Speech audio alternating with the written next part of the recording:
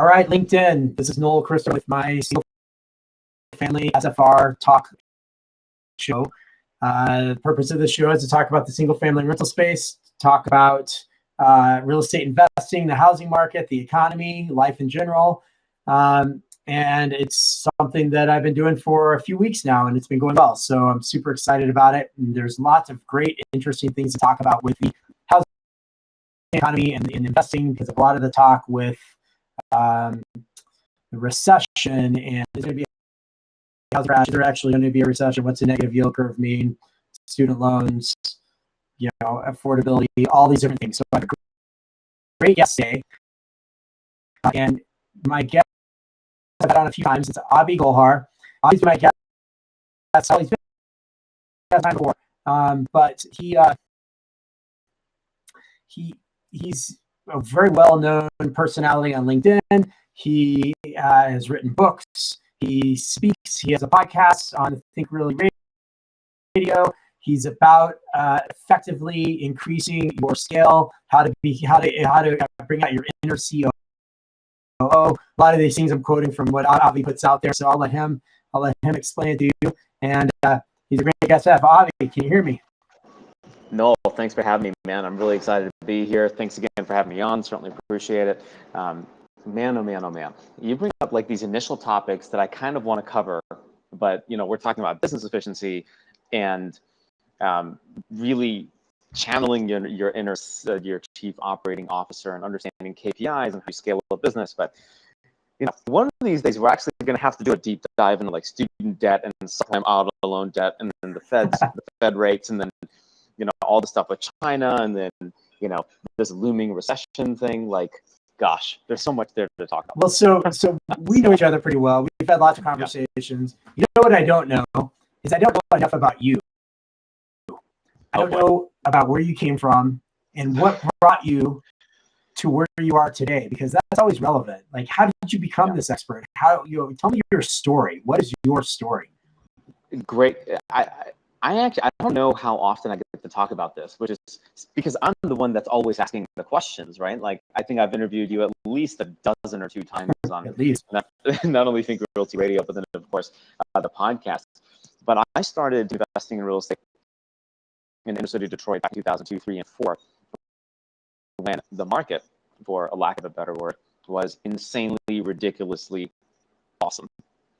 And you're like, Michael, see, like the truth there. I was doing that in Chicago, and so I go with you. So you get it, and a lot of my experience comes from succeeding a little bit and failing a lot, then succeeding a little bit and then failing more, and then succeeding a little bit and just continuing to fail. And I realized I'm good at a couple of things. 1, it's gauging opportunity. 2, gauging people. 3, understanding business operations and systems, because if you identify an opportunity or a SPA service provider, your property manager, there are a lot of things that you need to do properly if you want to scale your business, you want to hire more employees. How do you demonstrate, understand, accomplish, so how do you interact with, get more specific, how about that technology and building solutions, you can really scale that business long term. That's something else that I don't know, man. Like, I just absolutely love doing, and it's so much fun. So okay. So you went from investing in Detroit to scaling and software and all that kind of stuff. No. So back up a little bit. I want to hear about you. Like, where'd you grow up? I grew up in a small town. Are you familiar with Kalamazoo? I grew up in Kalamazoo, in a little town called South Michigan, and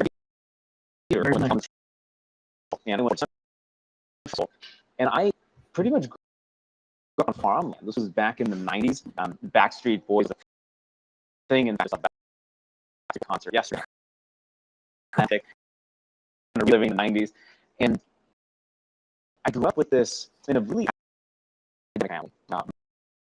Mom's academic, she has like a master's in mathematics and some crazy brain, and then my dad had a PhD in industrial operations engineering. And so I grew up in a family,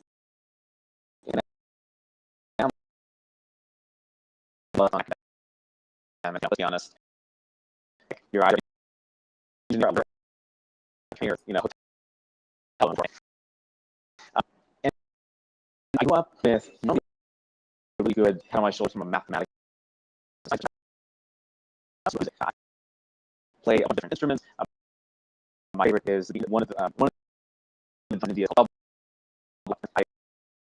I you know, No. played instruments. I was maybe 6 years old, and I still have a set at home with me today. And Wow. it's fantastic. I mean, for me, growing up with an arts background and a math and science background, helping you as an engineer and putting out more of that social piece, the questions of family members and friends about how do you build wealth? What does it even mean? And that was really a obsession for my family back when I was a kid, because I thought it was important to study algebra, which I'm a genius at, by the way. I'm totally kidding. I don't remember. I mean, I grew up with this idea that entrepreneurship was okay. There are a lot of parents there that don't believe that's the case, and I would like to push them to accept that more as a reality. When I was growing up, the ideas for, say, creating a business, even though I wanted to do that, my dad was always very, very specifically critical in a positive way, but he enabled that over time. It was something that I had to kind of like jab at him a little bit every now and then to say, hey, I want to go start this business. And he's like, well, what are you doing? You finished studying or memorizing the dictionary for the SAT exam you have next Saturday? I'm like, yes, Dad. I went through Webster's and the other 3 dictionaries you have in your back, in the basement somewhere.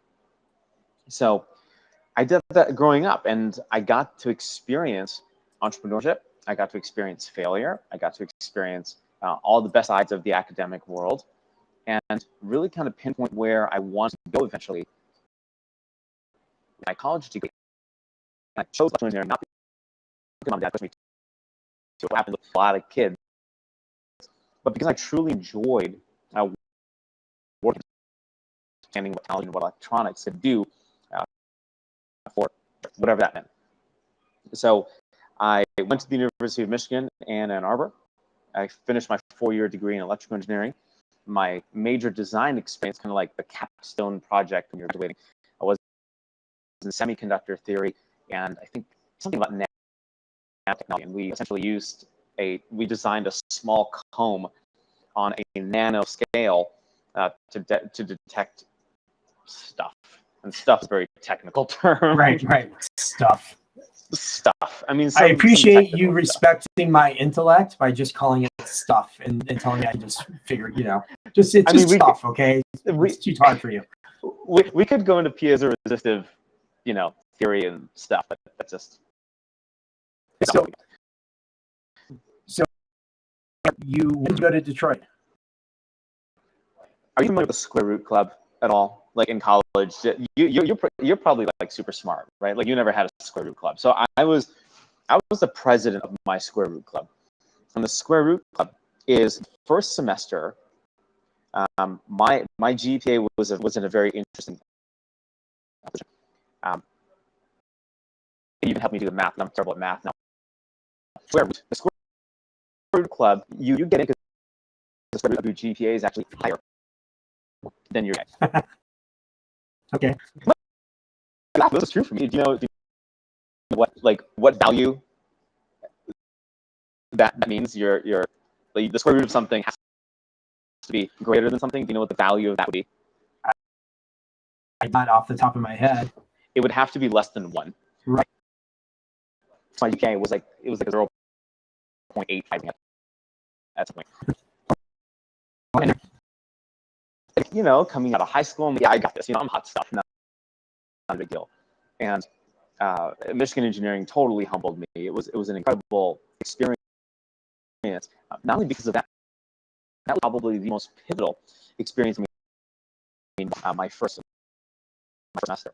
What that is to really read the Rich Dad Poor Dad books, so we can connect with other. I didn't even know who I was connecting with at that point. And it's not like we even had Facebook. So I just used to go to meetups and events and hoping to shake hands with people that would provide some guidance in some way. I was lost really when I was a freshman at college. I'm like, how do I do this? Because at the end of the day, and this being building wealth and investing and building a business, how does one make that happen? And I didn't know the answer to this. I was so confused by it all. I just wanted answers. And well, you know, if you seek, you shall find. Boom, winner. And that's what happened. I started asking the right questions of myself. And then different mentors started to appear into my life. And now not every mentor was the right mentor for me. And some mentors were good mentors. Some mentors taught me what not to do. And as a result of all of these experiences, I thought, okay, I can invest in inner city Detroit, but I need cash to be able to make that happen. How do I generate the cash to make that happen? And so I started schlepping cars on eBay. I used to go to Craigslist. You can still go to Craigslist today if you wanted to. You can go to Craigslist.com. You can do a search for like a classic Mustang, a 65 Mustang fastback, 2+2 with a 289 4-barrel V8 made in California. Right. And you can put a contract on that car, get the marketing rights, list that car on eBay, and make a profit by selling it to international buyers. So sounds like wholesaling. You beat me to the. You're not supposed to do that, okay? Like you're not supposed to. Like, yes, that's exactly what it was. I was wholesaling cars at the time, and I didn't know that you could do the same thing with notes, or you could do the same thing with real estate. So I built a little kitty, a little war chest, and then I used that to purchase a couple of flips in inner city Detroit. And I learned a lot of lessons in inner city Detroit. That was very, very interesting to me. I can imagine. I've done some different path, but similar results. As I did some similar things in Chicago, and you know, got caught with my pants down during the downturn. And you know, really, those lessons you can't replicate them. You know, I see a lot of people that try to take the shortcut and try to jump to. It's the same thing with, for example, what we're doing with our company, as we've been scaling our company, and we've had failures along the way. And without those failures, there's no way we'd be where we're at now. It's just it just can't happen. And it's a cliche, and you hear it all the time, and it's the one thing you hear everybody say, like you've got to fail in order to succeed, but it's true.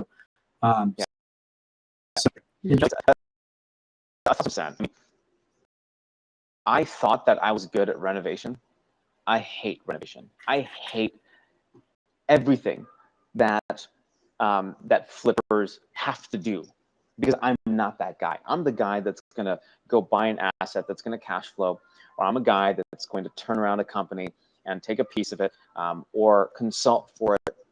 I'm the guy that's going to buy single-family rentals and multifamily apartment complexes, small ones, duplexes, tris, quads, and manage those assets appropriately. That's me. I like doing it with my own cash. It's a lot easier than taking on investor capital. It's less of a headache, because at the end of the day, I want to be able to travel, and I want to be able to help children that need the right help, right? Like there are a lot of kids that just are growing up with no financial intelligence, and that's a major passion of mine. I'm in the process now of writing a children's book to help these kids, and also to help mommy and dad, their parents, kind of become a lot more financially intelligent as a result. So that's kind of where I'm putting a lot of my focus and time now. But it's interesting to me how I've progressed as an opportunistic investor, not just one that's focused only on real estate, but one that's focused on opportunities outside of that.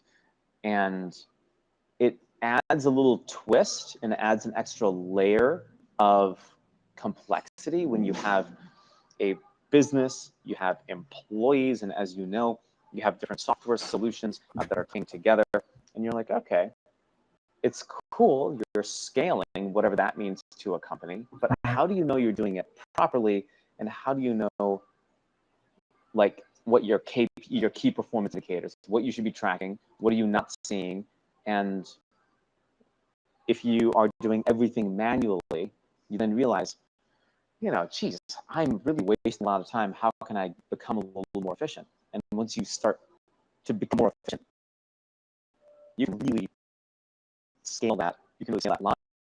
That becomes pretty crucial to your overall growth. So that's my world in a nutshell. That's interesting. I think that all of these things you talk about they can apply to somebody who has a business, a small business, a big business, a really big business. It can apply to somebody who is out there personally selling themselves and doing a business, like real estate agents is what we're really hiring agents. We've been taking the idea of some good people, but less people. Because the model in real estate is no longer get as many agents as you can, and you're just you're gonna have the 80-20 rule or whatever. It doesn't work that way anymore because there's costs, even if they're commission only.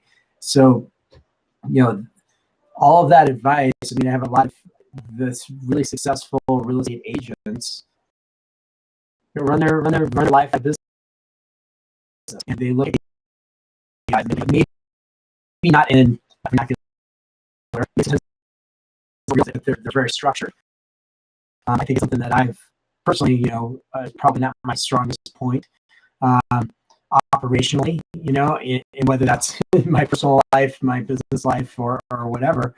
But I think that it's so important, and it's important to really be aware. I mean, we're living in an ever-changing world. The economy changes on a dime. The housing market doesn't change on a dime, but you would think that it does by watching the news.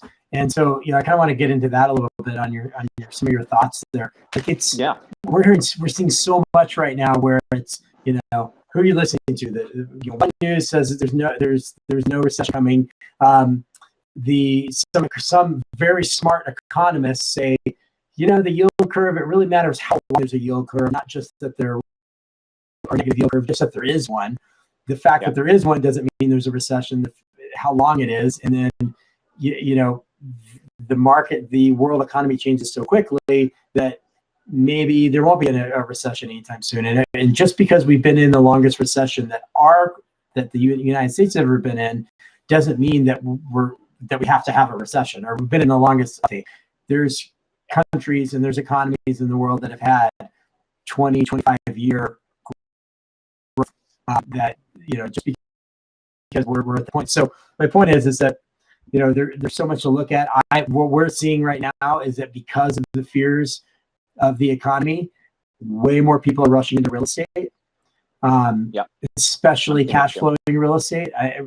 Whether it's multifamily, commercial, industrial, self-storage, single family, the business that I'm in, any of those, if the deal works today, it's going to work tomorrow, because you're not, you're not worried about, like, it's not short-term investing.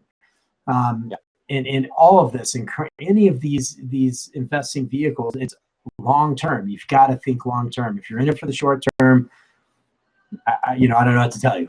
So your thoughts there.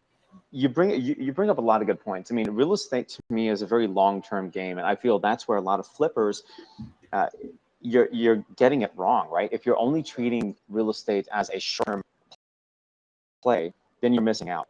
But it's also, I was talking to Kathy Fettke just yesterday, and she mentioned something very interesting. She said the HGTV shows are actually now a little out of date. They're doing a lot of reruns, and they're still showing profit margins of $60,000, $75,000, $80,000, which is A, not true, and B, quite frankly, terrible that you would still air something that no longer makes any sense. 3, the Federal Reserve interest rates, they're expected to do something like 2 more times through the year. What does that mean? We're still going to see this little bit of a boom. It'll continue. I think we're probably burning the candle at both ends there. So I'm interested to see how much longer this uptick in the market will go. So I'm a little wary of that, but not overly wary, because if you're still buying right and you're buying for the long term, you'll still win. You'll be okay.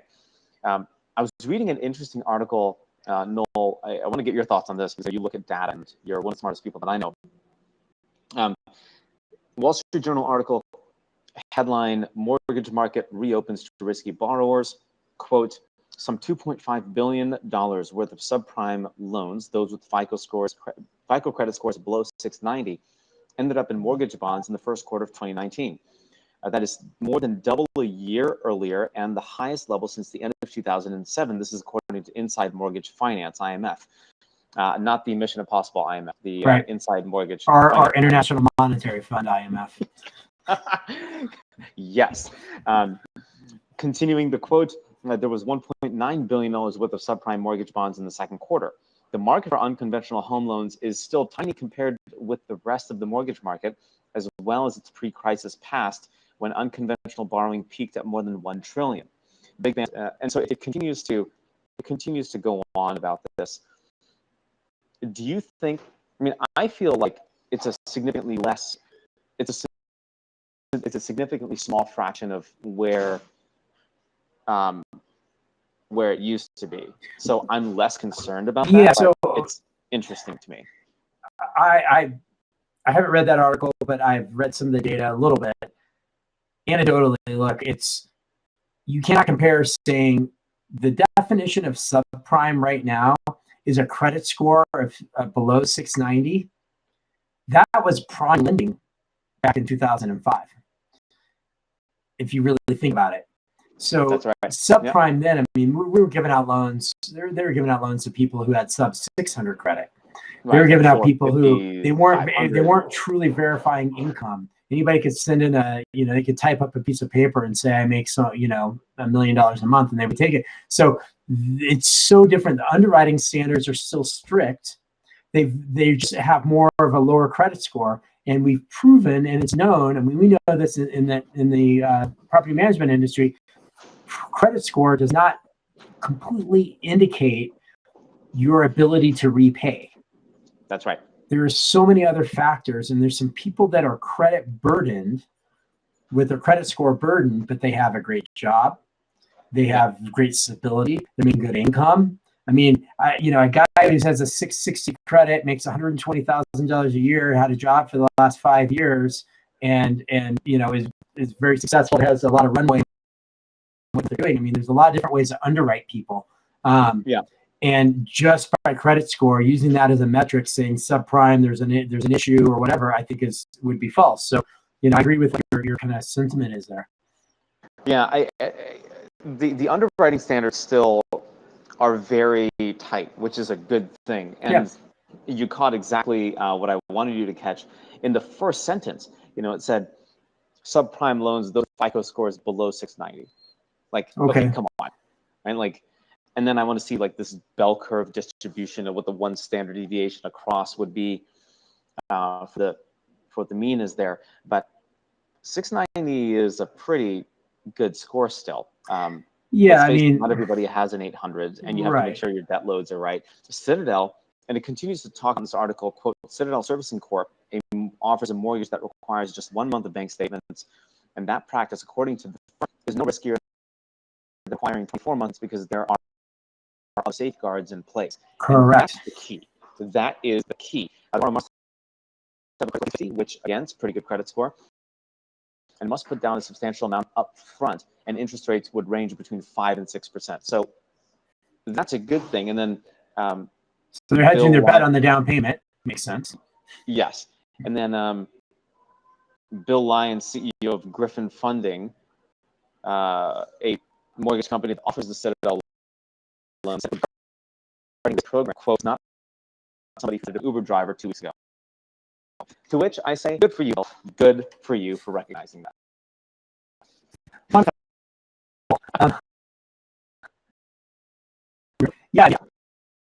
Look, as long as underwriting stays strong, I mean, there's been talk about competition for the entry-level home with investors, and I keep reading this over and over, talking about how investors are snapping up these homes that they're trying to correlate with the high investor activity with the lack of affordable homes for first-time home buyers.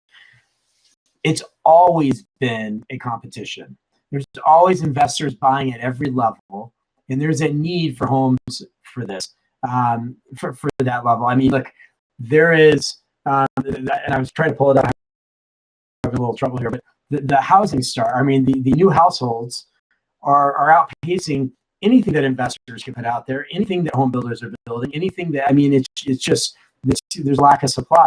And they talk about home builders not putting out enough product. Home builders are putting out a lot of product. They are year over year, quarter over quarter, increasing their capacity for the last 5, 6, 7, 8, 9 years. I don't remember what it is. So whenever you see the numbers, we talked about this, and I always mention this when I do my show. Yeah.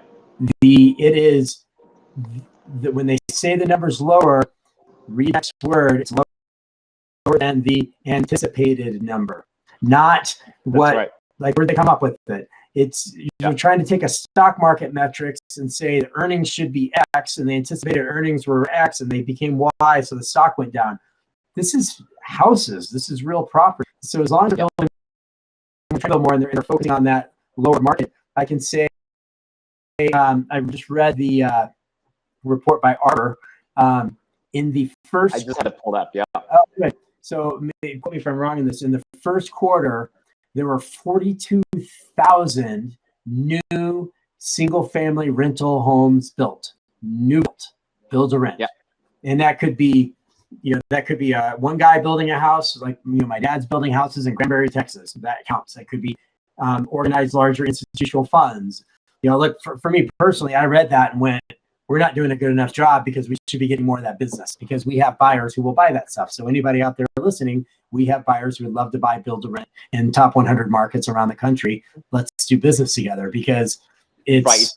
It's there, like, and they'll pay fair market value. So, all those things, I think that the housing market is steady. The other thing with the stock market and the talks about recession, when the recessionary talk happens, like what's happening now, and the stock market goes down or adjusts, it adjusts well before any recession happens. So we're seeing adjustment for recession that can happen in a year from now, and whether it's going to happen or not. And so we're talking about the yield curve. It's like, well, it usually follows out a year later. Well, a lot of things could happen in a year. I mean, there's some things with the global economy that we don't know what to do with, and I do recently read out Trump just absolved all the veterans that are with disabilities with their loans. Now, that was a program that's already been in place, but there was so much red tape to get through it. The same thing with teachers and their loans. You can't, it was impossible to do it, so most of them just gave up trying. Things like that can help. That's really helping a subset of people who I think that we treat poorly in our country. So take that for what it's worth. But there's what's kind of the economy, who knows? I mean, there's a lot of worldwide factors. The trade war is something that, I think that it's kind of like what we talked about interest rates, how we're going to have to feel the pain someday. I think happening with the trade, was just my opinion, is that we're feeling some of the pain now so we can have the benefit later.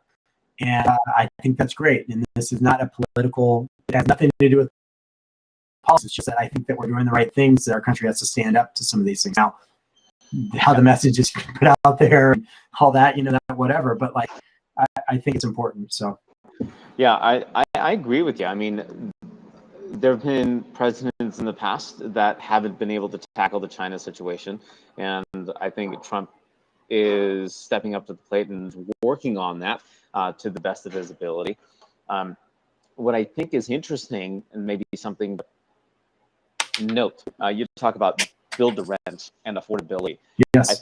I think the folks that are going to be in the best position to take advantage of build product are those companies like RCN. They're vertically integrated from top to bottom. Yep. They are the people that are going to win. And I mean, let's face it, that's you have to control cost, you have to control timing, you have to control people. I mean, it is an A to Z marathon.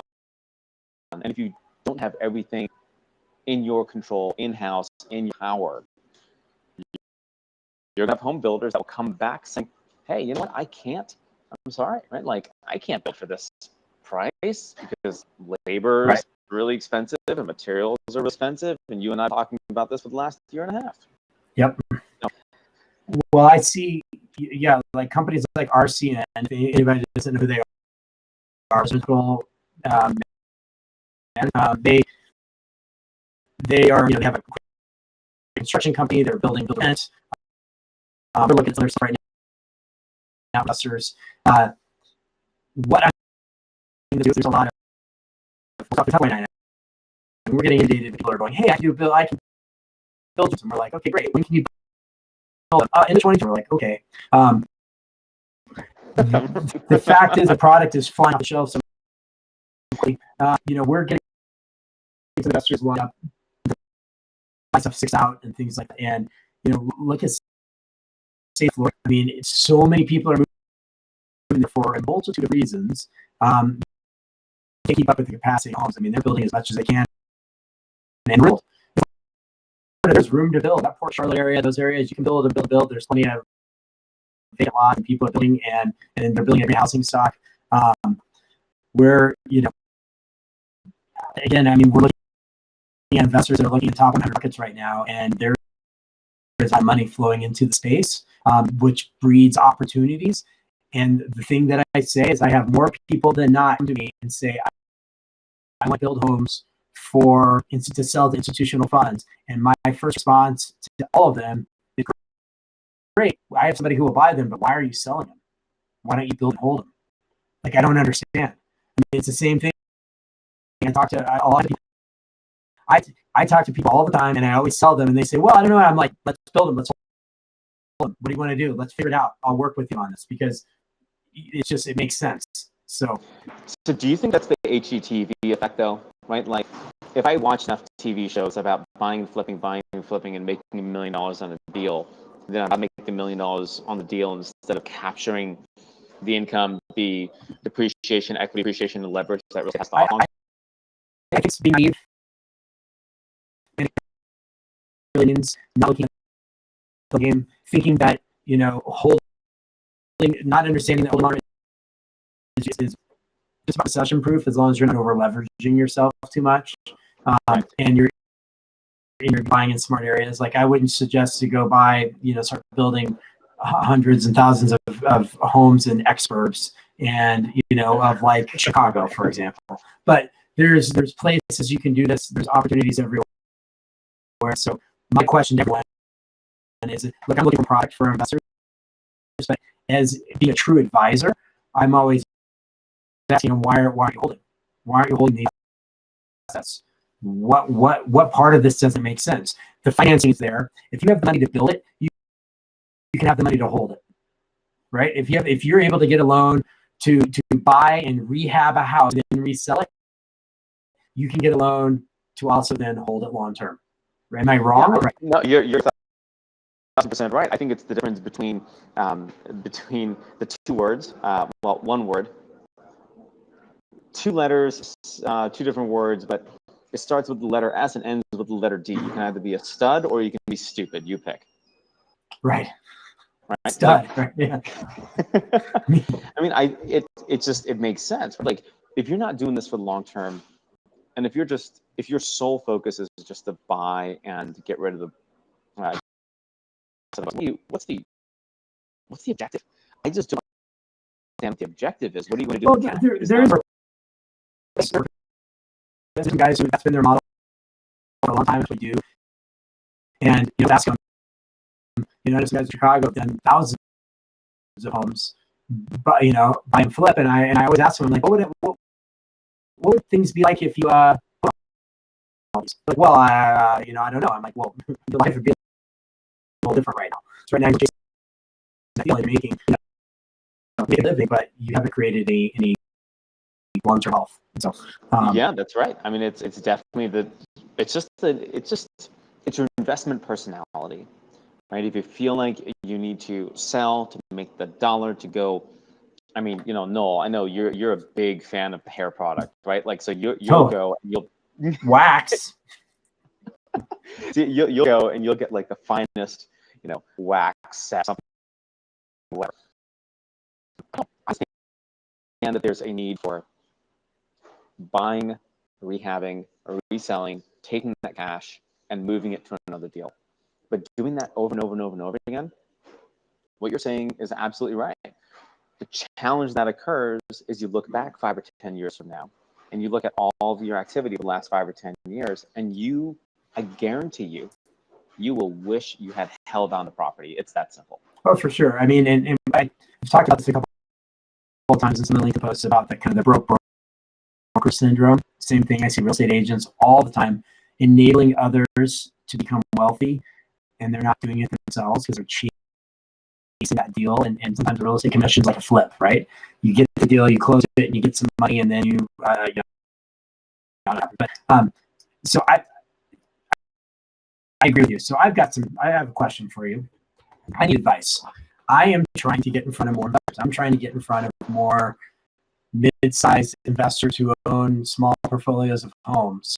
And, you see the stuff I post up, on social media. I could always do more. I always want to do more. It's just a matter of time and things like that. And I've had some conversations with Josh, who works a lot with you, who does a great job. How do you see our brand and how we're putting ourselves out there?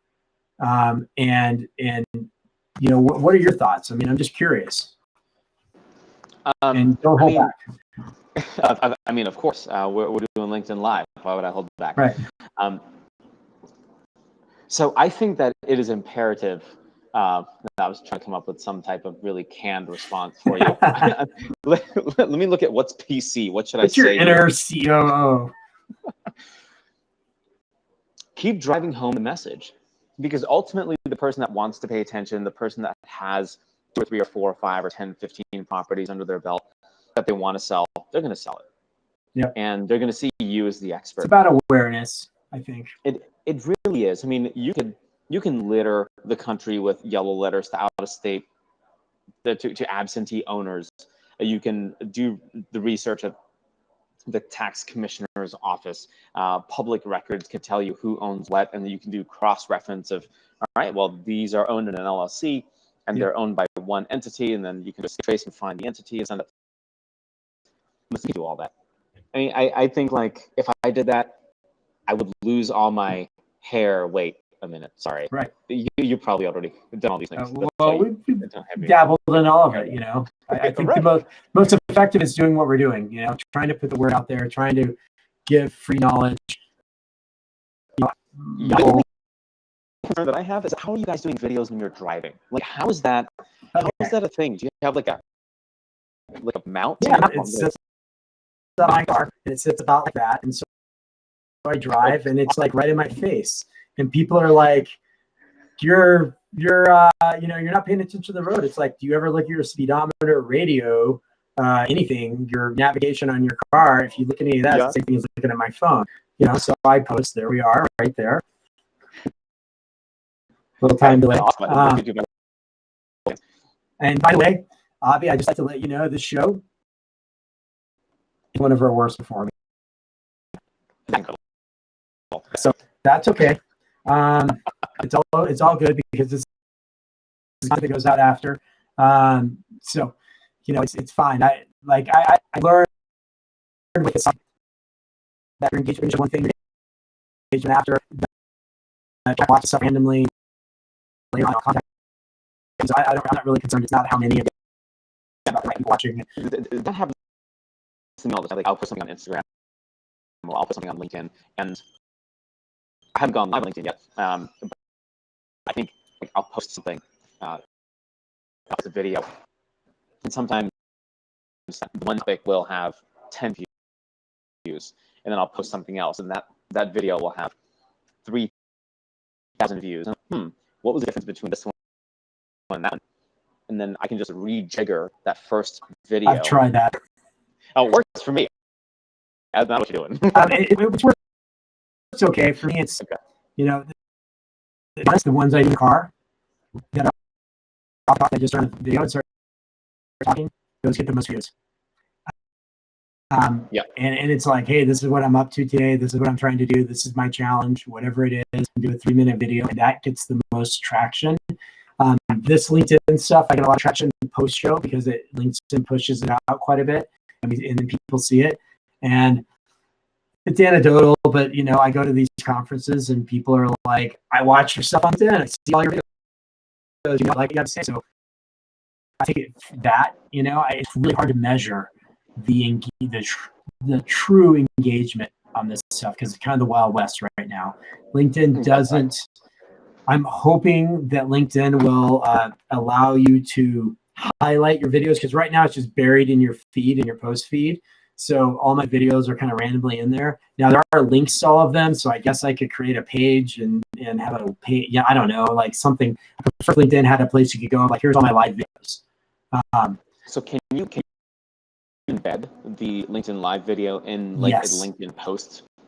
You can embed it into a LinkedIn post. You can embed it into a Facebook, Instagram, any kind of a post. You can embed it into your website. When you go to share, that's what you need to be doing, man. I know. Like, do a LinkedIn post, take the transcription. Yeah. To LinkedIn post, and then post that as a post on LinkedIn. Yeah. Winner. And then do that, and then push that out to your Facebook groups and your Twitter groups and your Twitter followers and your LinkedIn feeds and say, hey, I just did the best, worst performing live LinkedIn video with my friend, with my friend Avi. You should go watch it. All right. Well, I appreciate you coming on the show. Hey, thanks for having me, man. And I know it was a little last minute, but I really appreciate it. And we do have good conversations. We need to do another show again sometime, and maybe it won't be at the normal time, but we'll do one like we'll dive into the student loan and all that kind of stuff because I think that I don't know what's going to happen, but I have a feeling that somebody's going to compromise their integrity during the next election in order to try to, and the student loan is one of the hot topics that they can throw out there to try to get votes. I'm excited to see what the next year and a half looks like. It's going to be a very, very interesting 18 months. I do not like the way things are going right now, the focus of the politics right now, because it's focused on sensationalism and name calling and things like that. I'd rather them get really to issues.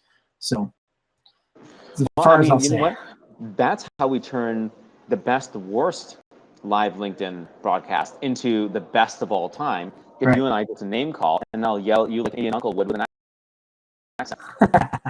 Right, there you go. That works. Bobby, where can people see you next time in person? Are you going to Think Realty in Atlanta? Yep. So I'll be at Think Realty in Atlanta from 21st to 22nd. And yeah, that's pretty much it. I've got a couple of speaking gigs throughout the rest of the year that I'm doing. I'm doing a little tour in the Southeast. So that should be a lot of fun between Florida, Virginia, South Carolina, Michigan, and Austin. So a couple, but if you want to, the best way to do it is on LinkedIn, quite frankly. Just find me there at Avi Golhar, Instagram, Facebook as well. Awesome. All right. Well, I appreciate it. Have a day, and thank you so much for coming. My pleasure. Thanks for having me. All right. You bet.